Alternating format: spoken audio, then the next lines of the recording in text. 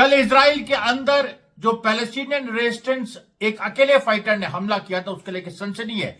और उसके साथ आज दो और हमले, दो ऐसे हमले जो कि एक जेनिन में जहां का वो कबतिया जेनिन का वो लड़ाका था जो मैंने कल बताया था आपको, जिसने अफूला और बेत शियान और एन जलूद, जो ऐतिहासिक एन जलूद जहां जंग हुई थी, तीनों जगह 1260 वाली जंग, जब मुस्लिम्स ने मंगोलों को पहली बार हराया था, वो जो पूरा एक जो कल की घटनाएं हैं उसमें दो इजरायली सेटलर्स मारे गए।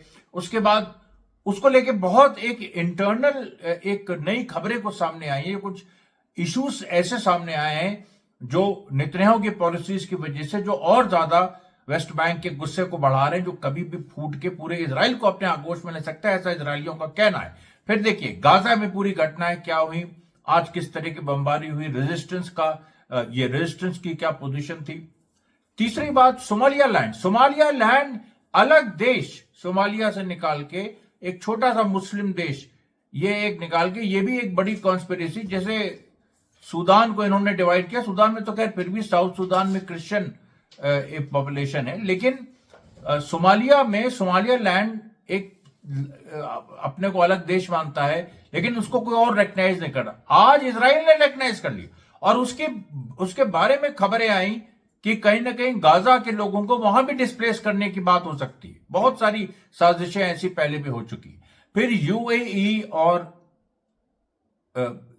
सऊदी अरेबिया, अब सऊदी अरेबिया यूएई में जो यमन में एक जंग चल रही है उसका भी कुछ एक वीडियो सामने आया है, वो भी मामला आगे बढ़ा है।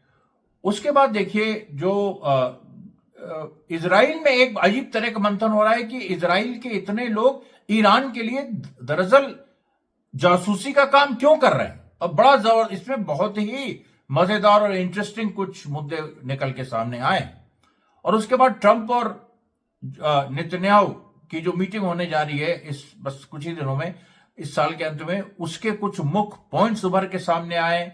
हिजबुल्लाह ने जो इमाम अली मॉस्क सीरिया में जो ब्लास्ट हुआ जिसमें 8 लोग मारे गए, उसको कंडेम किया है। और फिर रशिया ने यूक्रेन पे एक और हमला लॉन्च किया। तो सीधे देखिए हम खबरों पे आते हैं।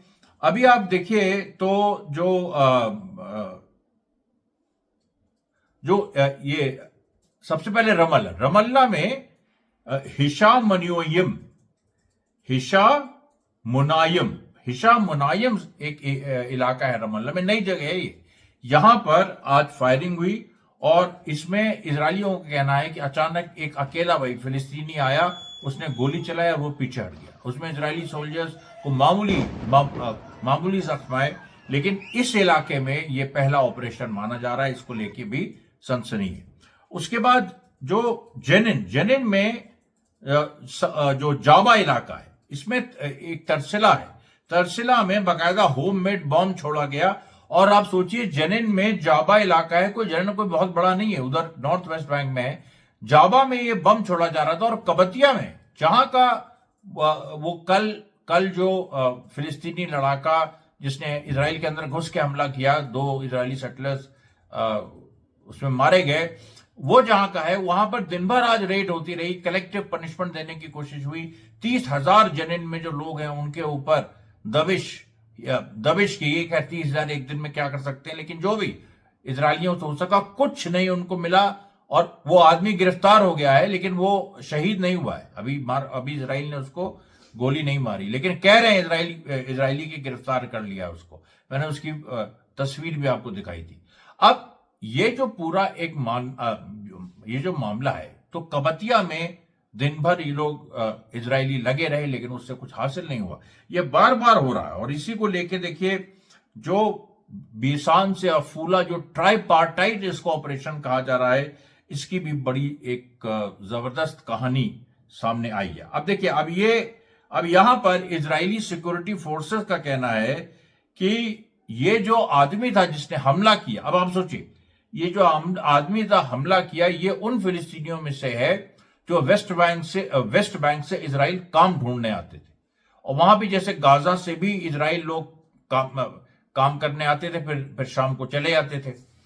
और फिर तो खैर गाजा की अलग ही 7 अक्टूबर 2023 के बाद अलग ही कहानी होगी। वेस्ट बैंक से भी इस तरह के बहुत से लोग हैं। अब वेस्ट बैंक में जब इजराइल हमलावर है तो जो एम्प्लॉयमेंट की भी क्राइसिस वेस्ट बैंक में पैदा हो रही कि जो, और इजराइल में लेबर की क्राइसिस पैदा हो रही है। इजराइल भारत से भारी मात्रा में और कुछ मजदूर लाने की कोशिश कर रहा है, जबकि जो मजदूर पहले आए थे उसमें से बड़ा हिस्सा जा चुका है, ये कहते हुए कि यहां पर कंडीशंस खराब है, यहां पर जो कहा जाता है वो बताए, वो हमको जिस स्किल के लिए बुलाया गया, अगर किसी बढ़ई को बुलाया गया तो उस बढ़ई को कारपेंट्री के बजाय उसको उससे ईटा ढोया जाता है।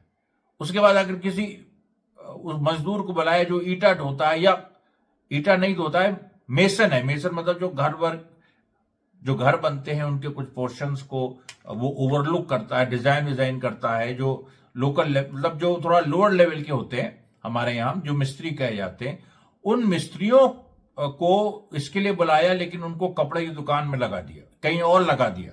अब ये जो सारी चीजें हैं ये लोगों को नहीं भा रही। भारत में ये बहुत महत्वपूर्ण है। 1857 इस बात पे हो गया था कि अलग अलग सारे लोगों को जो स्किल्स है उसके अलावा कहीं तुम लगा दो, तो यहाँ के लोग बहुत बुरा मानते हैं। और ये भी नहीं है कि भारत में इतनी गरीबी है तो जो भी काम दे दो के कर देंगे, नहीं।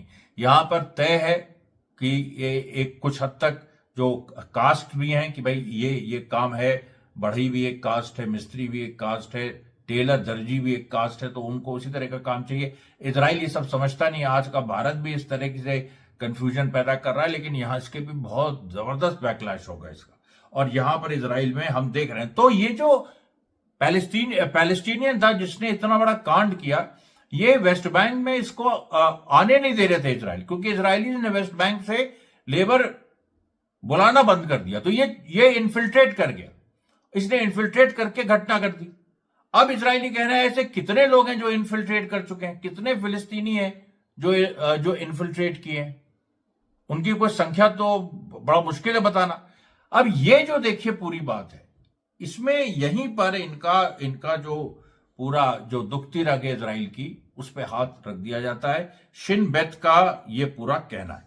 अब आप देखिए एक वीडियो आपके सामने आएगा, ये भी वेस्ट बैंक में, ये आर्टिफिशियल इंटेलिजेंस से इजरायलियों ने बनाया, आर्टिफिशियल इंटेलिजेंस से इजरायलियों ने बनाया। और इसमें ये दिखाया इन्होंने कि जब हम अल-अक्सा मस्जिद पे कब्जा कर लेंगे तो क्या करेंगे। अब आप बताओ, ये कितना हास्यास्पद है कि इजरायली कह रहे हैं कि जब हम अल-अक्सा पे कब्जा कर लेंगे तो हम ये इस तरह से करेंगे। एक और एआई ऐसे एक आया था जिसमें ट्रंप और नेतन्याहू एक प्लेन में बैठे हैं, B-2 बॉम्बर, जिसने इजराइल पे हमला किया था, अमेरिकन जो प्लेन्स थे। तो एआई में नेतन्याहू और ट्रंप बैठे हैं और वो B-2 बॉम्बर ईरान की तरफ जा रहा है। ऐसी फैंटेसीज पैदा कर लो यार, कोई दिक्कत नहीं। अभी तुम्हें हम बताते हैं कि ट्रंप क्या सोच रहा है इजराइल के बारे में। अभी वो आज की खबर है, अभी जो मीटिंग होने जा रही है। ऐसी फैंटेसीज करते रहो, खूब सारी ऐसी फैंटेसीज होनी चाहिए, आनी चाहिए बाहर। लोगों का अपना ये जो एक बड़ा हिस्सा इजरायलियों का जो बिल्कुल ही एक दूसरी दिशा में चला गया है, बददिमाग हो गया, उसको कुछ समझ में नहीं आ रहा है, नाचने गाने लगता है मस्जिदों के सामने। यहाँ कहीं फिलिस्तीनी को देखता है तो सोचते हैं नाचने गाने से बहुत धक्का पहुंचता है मुस्लिम्स को। अब आप सोच लो उनका लेवल। फिर देखिए गाजा में पिछले 48 घंटों में 4 जो सिविलियन है गाजा के वो शहीद हुए और करीब 25 बॉडी पुरानी मिली। तो वो लगातार रोज हो रहा है कि जो पुरानी 10,000 बॉडीज अभी भी जो बेरेड है उनमें से बहुत सारी मिली हैं। एग्जैक्ट उनका आंकड़ा नहीं कि कितनी मिली हैं, लेकिन ये है कि वो करीब आज पिछले 48 घंटों में 25 इस तरह की बॉडीज मिली जो पहले की बमबारी में जो लोग मारे गए थे, और आज 4 गाजा के सिविलियंस शहीद हुए। उसके बाद देखिए सोमालिया लैंड का जो मुद्दा है, कतर ने भी इस पे बोला है और इस पे पैलेस्टीनियन रेजिस्टेंस भी बोल रहा है कि ये जो इशू है सोमालिया लैंड का, ये दरअसल जो इजराइल ने रिकॉग्नाइज किया, इजराइल अकेला देश है पूरी दुनिया में जिसने सोमालिया लैंड को रिकॉग्नाइज किया, और वो सीधे तौर पे वहां पर गाजा के लोगों को भेजने की कवायद है। अब ये बड़ा खुलासा है कि एक देश जिसको जबरदस्ती पैदा करा रहा है, अभी अमेरिका अफ्रीका को ऐसे ही तोड़ रहा है, अभी नाइजीरिया को भी ये लोग डिवाइड करने की कोशिश करेंगे। उधर ये बुर्किना फासो है, जहां पर इस्लामिक लीडर जो कि लेफ्टिस्ट भी है, इब्राहिम तौर, तो वो जो है वो उससे भी ये लोग बहुत डर रहे हैं कि वो, और बुर्किना फासो का एक छोटा देश है, लेकिन उसकी जैसे क्यूबा छोटा देश है लेकिन पूरी दुनिया में मशहूर है क्योंकि अमेरिका के खिलाफ वो शुरू से लड़ा, अभी तक लड़ रहा है, वेनेजुला भी। तो वैसे ही बुर्किना फासो आने वाले दिनों में ऐसे छोटे देश जो अमेरिका के खिलाफ खड़े होने की हिम्मत रखते हैं। फिर देखिए जो इजराइल के अंदर एक दर्द सा हो रहा है उनको कि इतने इजरायली ईरान के लिए क्यों स्पाई कर रहे हैं। पहले वो ये सोच रहे थे कि गरीब घरों से आते हैं, कुछ ईरान पैसा दे देता है, लेकिन अब इन्होंने कहा, अब ये कह रहे हैं कि भाई हम भी तो जो गरीब ज्यूज हैं, इथोपियन ज्यूज हैं, काले गोरे सब जो भी हैं, हम भी तो सबको आईडीएफ में एक मौका देते हैं, उनको सबको नौकरी करने का। तो पैसे की बात है तो क्यों लोग जा रहे हैं। पैसा तो ऐसा नहीं है कि ईरान कोई बहुत बड़ा कोई अमाउंट दे रहा है, नॉर्मल अमाउंट दे रहा है, $1,000, $2,000, $3,000, $5,000 काम के हिसाब से। जो इजराइल के इन्वेस्टिगेशन में आए, बहुत सारी ऐसी चीजें जो इजराइल के इन्वेस्टिगेशन में नहीं है, ये मत भूलिएगा, ये बहुत ही महत्वपूर्ण है। अब जो इजराइल के इन्वेस्टिगेशन में ही नहीं है उसके बारे में इजराइल को क्या पता कि किस वजह से लोग जा रहे हैं। लेकिन सवाल यहां पर यह है कि ईरान इजराइल के क्लास स्ट्रगल को समझता है कि वहां वर्गों में विभेद है, वहां पर अमीर गरीब का की खाई है, वहां पर ऊपर का एक एलीट क्लास नीचे सबॉल्टन क्लास को दबाता है। और ये चीज आर्मी में जाने से हल नहीं हो जाती कि सबॉल्टन क्लास का आदमी भी आर्मी में है और एलीट भी आर्मी में है, तो वहां वो लोग एक साथ लड़ रहे हैं, फिर भी वो ऑफिसर है, ये सोल्जर है सबॉल्टन क्लास का। लेकिन वहां का सेना में अगर वो एक माहौल ऐसा सेना होता है जिसमें बराबरी का ट्रीटमेंट होता है, हालांकि कंप्लेंट्स वहां भी हैं कि आईडीएफ में बराबरी का ट्रीटमेंट नहीं होता, लेकिन फिर भी चलो मान लेते हैं, तो क्या उसका असर समाज पे इतना पड़ जाएगा कि जो लगभग 70-80 लाख की जो पॉपुलेशन है इजराइल की, लोग 1 करोड़ कहते हैं कुछ लोग, उससे ज्यादा नहीं, तो वो जो पॉपुलेशन है उसमें जो अगर मान लीजिए आपका 60 to 70% ऐसे लोग हैं जो लोअर इनकम ग्रुप में हैं, और उसके बाद और नीचे चले जाइए तो 30% ऐसे हैं जो वर्किंग क्लास है, तो वो जो लोग हैं उनको ईरान टारगेट कर रहा है। और ये विचारधारा का भी सवाल है यहां, जिसको ये गुल कर जा रहे हैं वैचारिक, कि ईरान के जो विचार हैं, क्रांतिकारी विचार, एक्सेस ऑफ रेजिस्टेंस, मजलूमों के हक में, ये केवल कोई शिया रिलीजियस डिस्कोर्स थोड़ी ना है, या केवल शिया जो लोग हैं उन्हीं के आजादी की लड़ाई थोड़ा ना ईरान लड़ रहा है। उसने तो फिलिस्तीन का समर्थन किया, उसने सीरिया में इस समय वो जो सीरियन अरबिक रेजिस्टेंस है सुन्नी, उसको मदद पहुंचा रहा है, हिजबुल्लाह तो है ही। और उसके बाद यहां पर आप देखिए तो ईरान में ऐसे जो मजलूम है उनकी वो मदद कर रहा है, और एक वहां पर पता नहीं, कोई भरोसा नहीं, कोई फौजी ये तैयार कर ले। और हज कासिम सुलेमानी साहब का बहुत बड़ा इसमें कंट्रीब्यूशन है, उनका अभी आ ही रहा है, उनकी एनिवर्सरी 2020 3 जनवरी को उनका असैसिनेशन ट्रंप ने किया था, आज ये 2026 में उनकी 6ठी एनिवर्सरी, ये सारी चीजें हैं। तो कासिम सुलेमानी जो थे उन्होंने देखिए इस तरीके से अलग अलग जगहों पर हर देश में एक नेटवर्क तैयार किया था। वो नेटवर्क जो है वो उनकी जो फील्ड डिप्लोमेसी है उसका हिस्सा, बहुत बड़ा वो टॉपिक है, और ये जो है और अंतर्राष्ट्रीय लेवल पे उसका अध्ययन किया जा रहा है। तो ये जो देखिए पूरा ये जो एक इजराइल के अंदर जो एक डर पैदा हो गया है इरानियन स्पाइस की वजह से, जासूसों की वजह से, ये देखिए कमाल की बात। फिर हिजबुल्लाह ने जो होम्स में इमाम अली मस्जिद पे जो ब्लास्ट हुआ उसको कंडेम किया और कहा है कि ये फिर वही कोशिश है कि सीरिया की डाइवर्सिटी को खत्म करना और वहां पर अलशरा को इस्तेमाल करना, उसके माध्यम से माइनॉरिटीज पर जुल्म कराना, उसके बाद माइनॉरिटीज की सेनाएं भी बनवा देना, उनको अलशरा से लड़ाना। ये डिवाइड एंड रूल का ये पूरा जो इजराइल अमेरिकन गेम है ये सक्सीड नहीं करेगा।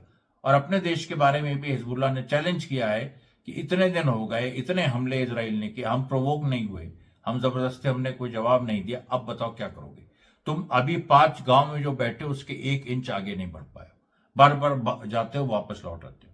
जहां लेबनीज आर्मी दिखती है उससे लड़ते नहीं हो, यूनिफिल जहां दिखती है उससे लड़ते नहीं हो। अब आप देखिए कि वो जो ट्रंप और नेतन्याहू की मीटिंग है उसके जो 5 पॉइंट्स है उसमें देखिए सबसे पहले तो गाजा का पॉइंट है कि गाजा में नेतन्याहू चाहता है कि वो अब यहां जहां तक है जो येलो लाइन बन गई उसके पीछे ना विड्रॉ करे। ट्रंप कह रहा है कि विड्रॉ नहीं करोगे तो मेरे पीस प्लान का क्या होगा, और मैं कतर और इजिप्ट और टर्की को क्या कहूंगा। अब यहीं पर बात आ जाती है कि इसराइल उतनी उतनी बड़ी जरूरत यूएसए की नहीं रहा, क्योंकि यूएस ने देख लिया कि बाकी जो देश हैं वो यूएस के साथ काम करने को तैयार हैं, जो अरब मुल्क हैं, प्रोवाइडेड वो कुछ रिलीफ यहाँ पर फिलिस्तीनियों को दे। जो रिलीफ बहुत नहीं है, हम इजिप्ट और टर्की और कतर हम ये भी जानते हैं कि जब जेनोसाइड चल रहा था तो खामोशियां भी हमको याद है। लेकिन उसके साथ साथ ये भी एक बात है कि पॉलिटिकल रीअलाइनमेंट हो रहा है, और ये जो 3 देश हैं, 2 अरब, इजिप्ट और कतर, और उसके साथ टर्की, ये तीनों मुस्लिम देश ये ट्रंप पे प्रेशर डाल रहे हैं, ये एंटी इजराइल हो गए हैं। इजिप्ट के साथ गैस डील भी हुई, फिर भी तनातनी बनी हुई है।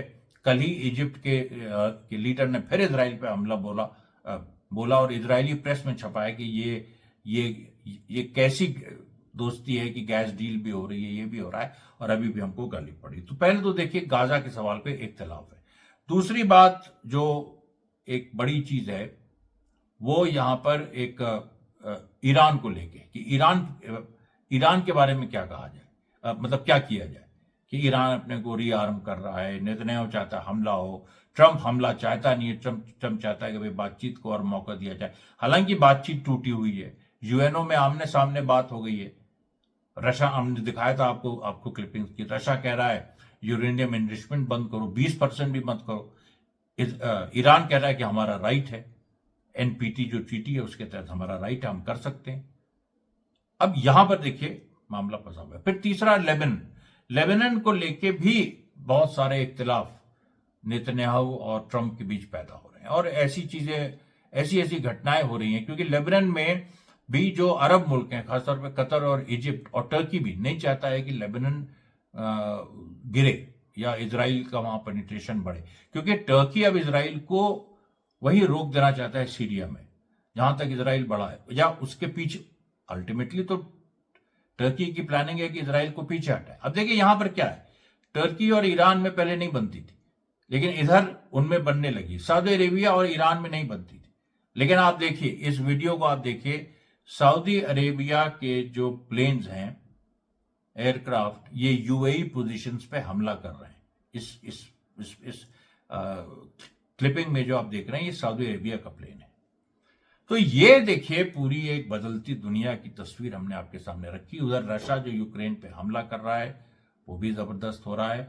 तो ये देखिए आज की खबरें थी। कल मैं आपके बीच थोड़ा बदली हुई परिस्थितियों में आपके बीच में आऊंगा। तब तक के लिए धन्यवाद साथियों, बहुत बहुत धन्यवाद।